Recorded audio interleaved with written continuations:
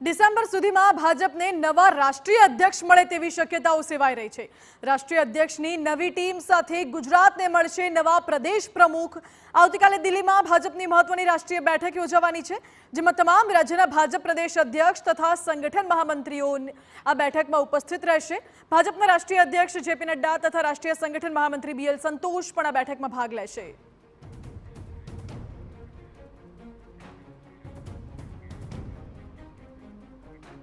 એટલે આવતીકાલે દિલ્હીમાં ભાજપની મહત્વની બેઠક મળવાની છે, જેમાં રાષ્ટ્રીય અધ્યક્ષ મહામંત્રીઓ હાજર રહેશે અને રાષ્ટ્રીય અધ્યક્ષની જાહેરાત પણ થઈ શકે છે।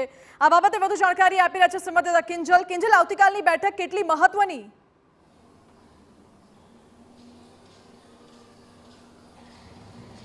આવતીકાલની બેઠક ખૂબ જ મહત્વની છે। રાષ્ટ્રીય અધ્યક્ષની જાહેરાત છે તે આવતીકાલે નથી થવાની। જે રીતે વાત કરવામાં આવી તે પ્રમાણે કે આવતીકાલે જે બેઠક છે તેની અંદર જે તમામ રાજ્યના પ્રદેશ પ્રમુખ તેની સાથે જ સંગઠન મહામંત્રીઓ છે તેમની બેઠક છે તે બેઠક યોજાવા જઈ રહી છે। આ બેઠકની જો વાત કરવામાં આવે તો આ બેઠકની અંદર સંગઠન પર્વને લઈ અને એક જે આખરી ઓપ છે તે આપવામાં આવશે। ભાજપની જો વાત કરવામાં આવે તો ભાજપ માટે સંગઠન પર્વ ખૂબ જ મહત્વનું હોય છે, કેમ કે જે નવી જવાબદારીઓ હોય છે અથવા તો જે કહી શકાય કે તેમના કાર્યકર્તાથી માંડીને પદાધિકારીઓની જવાબદારીઓ હોય છે તે નક્કી થતી હોય છે। જ્યારે સંગઠન પર્વની જાહેરાત કરવામાં આવતી હોય છે ત્યારે સંગઠન પર્વમાં મંડળથી લઈ અને પ્રદેશ અને રાષ્ટ્રીય સ્તર સુધીની કહી શકાય કે સમગ્ર જે આખી રચના છે તે થતી હોય છે।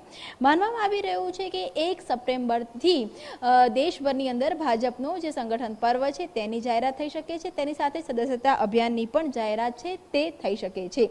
ઓક્ટોબર મહિનાની અંદર તમામ જે મંડળ છે મંડળના અધ્યક્ષોની જે નિયુક્તિ છે તે થઈ શકે છે અને ત્યારબાદ જિલ્લા અને જિલ્લા બાદ પ્રદેશ અને પ્રદેશ બાદ રાષ્ટ્રીય અધ્યક્ષની જાહેરાત છે। રાષ્ટ્રીય અધ્યક્ષની જે પસંદગી છે તે થઈ શકે છે। આ એક પ્રોસેસ છે જે મહદઅંશે ભાજપ દ્વારા હંમેશા અમલ કરવામાં આવતી હોય છે અને જો આ પ્રોસેસ કરવામાં આવે તો ડિસેમ્બર મહિનામાં ભાજપને નવા રાષ્ટ્રીય અધ્યક્ષ મળી શકે છે અને ડિસેમ્બર મહિનાની જો વાત કરવામાં આવે તો ભાજપને જ્યારે નવા રાષ્ટ્રીય અધ્યક્ષ મળશે ત્યારે સ્વાભાવિક રીતે ગુજરાતમાં પણ પ્રદેશ અધ્યક્ષ તરીકે નવા ચહેરાને સ્થાન છે તે મળી શકે છે।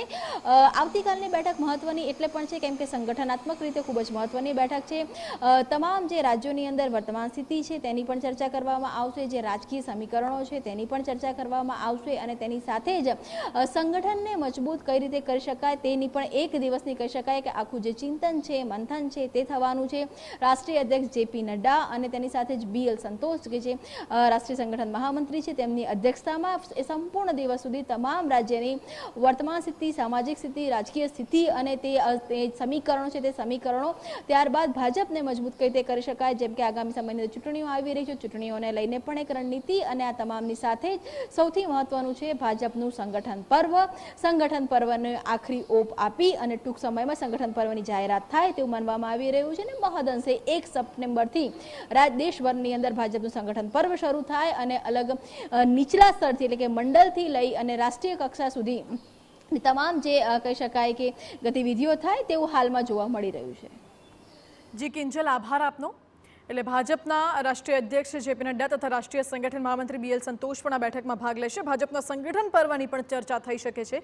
1 સપ્ટેમ્બરથી સદસ્યતા અભિયાન સાથે સંગઠન પર્વ જાહેર થાય તેવી પણ શક્યતા છે। ઓક્ટોબર મહિનામાં મંડળ અધ્યક્ષની નિયુક્તિ પણ થઈ શકે છે।